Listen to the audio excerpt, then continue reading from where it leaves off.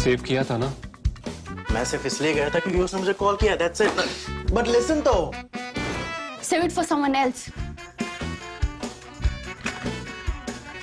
जिंदगी में सेव करना जरूरी है, मगर जब बात पैसों की हो, सिर्फ सेविंग से काम नहीं चलेगा। इक्विटी म्यूचुअल फंड्स में इन्वेस्ट कीजिए और अपने सेविंग्स को आगे बढ़ने का मौका दीजिए। Mutual fund investments are subject to market risks. Read all scheme-related documents carefully.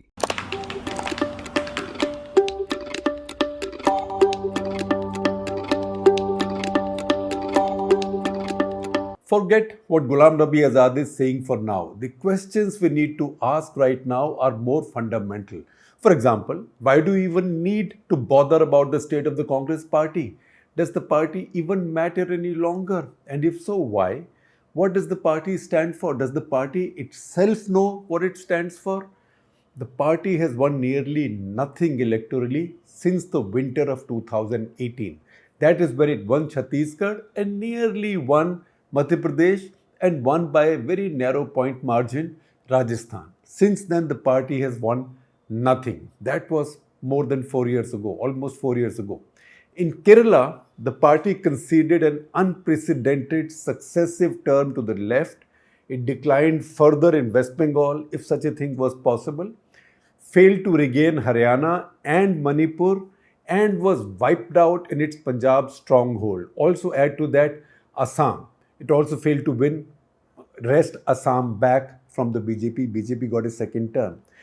Although, to be fair, when we talk about Punjab, to be fair, its leadership had to work really hard at conjuring up that dramatic political suicide in Punjab. Think of its three key players in that state, in the state of Punjab. The incumbent chief minister and half a century party veteran, Amrinder Singh, Captain Amrinder Singh, the party dumped with such a public show of contempt. He's now an ally of the BJP. The comedian whose jokes they found so delightful that they put him at the head of the party, Navjot Singh Sidhu, is spending time in jail as a manslaughter convict. And the big surprise choice as the new chief minister, then hailed as such an incredibly brilliant Dalit masterstroke, has not been seen or heard in public since the election defeat.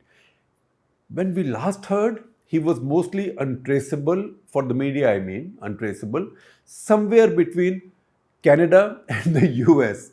Hopefully, he will return to India at some point, unlike many of the others from his home state. The reason we talked about Punjab in some detail is because it shows three important issues. One, colossal incompetence that only comes from a belief that such is your inherited power that no one can ever hold you accountable for your failures. Two, that what matters most is your personal likes and dislikes or personal likes and hates and not the party's interest. And three, that a blunder made, there is no need to make amends to recover any lost ground. All of this comes from his feudal sense of entitlement. It's like, I did such an incredibly brilliant job of demolishing my own house. Now, why bother visiting the site of that devastation? That is the story of Punjab. The upshot is, there is no questioning of the leadership. Those who question the leadership leave and are maligned by the faithful on their way out. Those that stay back then forage for the old odd Rajya Sabha seat here and there that may still be available, although those numbers are now declining because the party is not winning MLA seats in state assemblies. Now, I know that it sounds like a turn of the knife and that too below the belt, but even Putin's Russia is better at seeking accountability from its bumbling generals and admirals in the war against Ukraine. They just sacked the admiral in charge of their Black Sea fleet after his headquarters was bombed by a drone, by a Ukrainian drone. Which brings us back to the central question. Where's the party? Two state governments are there, of course, that is Chhattisgarh and Rajasthan. But in each, the chief minister goes to bed insecure each night, worrying about someone else who has the ear of the high command. Elsewhere, it's all every man for himself. Every time we look at the Congress, its future, strengths, weaknesses, opportunities and threats, we find this situation more hopeless than even a few months earlier. The only thing the party has won in the past decade, and there is a reason I say decade and not just 8 years, is a race to the political bottom. I say a decade because the big decline began, say, in 2012, not in 2014. That's when the party turned on the government. In that case, the UPA government. I will come to that towards the conclusion. This, at this point, brings us back to the lines from late Kafi Azmi, an admirer of Nehru, the poet, in a completely different, self-pitying context in the 1961 early Dharmendra starrer Shola और Shabnam he wrote, जाने क्या ढूंढती रहती है ये आंखें मुझ में, राख के ढेर में शोला है न चिंगारी है. Loosely translated, these things lose flavor and effect in translation, but let me try. What do my eyes keep searching for in myself when it's just a pile of ash with no fire and no spark? So, जाने क्या ढूंढती रहती हैं ये आंखें मुझ में, राख के ढेर में शोला है न चिंगारी है. If the Gandhis are honest about seeing what's left of their party, they have to only see the gaggle Rahul has now collected for his Padyatra. Its most visible faces are from our most prominent NGOs and civil society. They are not politicians. And you can't blame them for the fact that while they are decent people, none of them, I repeat, none of them today is capable of contesting an election anywhere and saving their deposit, or even collect a crowd of a few thousand. It's so big a political joke that the one thing we could commend Rahul for is his large-hearted ability to laugh at himself, except the joke is also on his party. The biggest liability for the Congress is its glorious past. It's such a burden. It was a great, big, dominant party for so long that it is now difficult for it to accept the realities of the present and realistic possibilities for the future. It is still vainly hoping that soon enough लोगों को अकल आ जाएगी. Soon enough people of India will wake up to the blunder they've made in electing Modi. And once they've had that epiphany, they will say sorry to Congress and elect it back. If they don't do so, what can you do about stupid people? That means the people of India, the voters are stupid. उनका कौन क्या कर सकता है? भाड़ में जाए. Like that. You can't be contemptuous of people and still hope to win elections. You can't think the people elected somebody because they made a mistake, they were stupid, and it's a matter of time before they realize it. It's been 8 years. If it was to be a matter of time, 8 years is long enough to wait. You have to then see that waiting and hoping is not an option. In any case, hope is never a plan.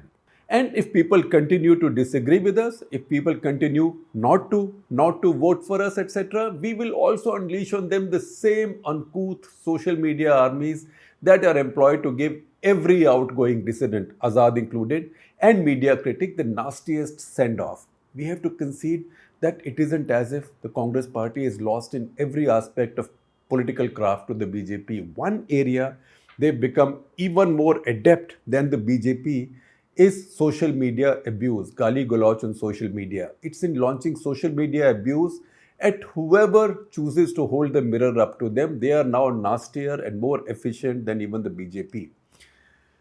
Politically, unfortunately, that doesn't get the votes. Politically, the party leadership, that is the Gandhis, and the shrinking circle of loyalists around them dismisses all of the G20 dissidents as lightweights, and they are right. Almost none of them, no one out of them is capable of winning any election on the ticket of the Congress party. Two questions arise. One, if they are all such faltus or good for nothing, again it's a bad translation, but if they are all such faltus, how did they rise so high under their watch? How did no real merit grow under their watch? And second, if they count for so little, is it only their fault or that of the party? The Congress has taken 50 years building its new post-1971 politics where individual leaders and regional leaders have been systematically undermined and finished, and everyone left totally dependent on the vote-catching ability of a Gandhi. It was Indira Gandhi first and then Rajiv Gandhi. But the last time this worked was in 1984. Nearly 40 years ago, that's when Rajiv Gandhi won his big mandate. Since then, a Gandhi has not been able to win a full mandate for the Congress party. How long can a political force thrive on mere memory? all memories fade, particularly as generations do, because Congress Party's voters are now disappearing and new generations are not buying into the ideas that the party has for today and for the future. There's lately been some discussion over how long have the Gandhis held the presidency uninterrupted, presidency of the party. Since 1998, Sonia Gandhi has held the position for 22 years, Rahul for about 2. 24 years uninterrupted is a long enough period to do a balance sheet of your successes and failures. It could be said in all fairness that out of these, they kept their party in power for a full decade, having wrested it narrowly from the Vajpayee-Advani BJP in 2004. Was this such a great thing? We can actually argue, and we will argue counterintuitively, that the 2004 so-called victory against the run-of play turned out to be the worst thing that could happen to the Congress party. And not only because it made the leaders lazy and smug. That too happened. But more importantly, instead of introspecting and seeing that return to power in a realistic perspective, that lottery thi ho gaya, where do we stand today and what needs to be done? Instead of that, it drew a whole set of erroneous political lessons. First, that it was a vote against BJP's India shining by an India declining. In the process, they buried the most important and politically incashable factor, also an ideologically important factor, that the only reason the BJP lost that election or Vajpayee lost that election was that so many of their own allies had bolted, revolted at its complicity and inaction on the 2002 Gujarat riots. This often happens with unexpected victories. You suddenly get a lottery and you think, I always deserved it. People have come to their senses and I'm winning for that reason. But that wasn't the case. The real reason was that too many of the allies of the NDA who had come into NDA hoping or believing that this was going to be a Vajpayee-led institution to his kind of center-right values, they were disappointed and they had gone away. The Congress in the summer of 2004 allowed its hangers-on and its own fake socialist nostalgia to override the most important political arguments of the day and for the years to come. That started the party's own loss of ideological and political direction. Since 1980, I'm conscious of the fact that I'm going back to 1980. Since 1980, that is Indira Gandhi, when she came back to power after the emergency and after Janta government. Since 1980, Indira Gandhi and then Rajiv Gandhi and Narasimha Rao had been pushing India away from the old so-called socialist way and pink economics. Mrs. Gandhi also had realized that she had pushed India too much to the left and that had had very damaging consequences for India, and she was also course correcting. In fact, she had started the course correction even during the emergency. That's precisely the issue when the party now got into conflict with its own government post 2004. This is what I had then described repeatedly as the party being in the grip of an autoimmune disease, where a body begins to eat itself, which is precisely what has happened now with the Congress party. If the lottery of 2004 hadn't come and the arrogance had not set in and gone so high, a better, more durable politics could have been designed by the Congress party for its own future.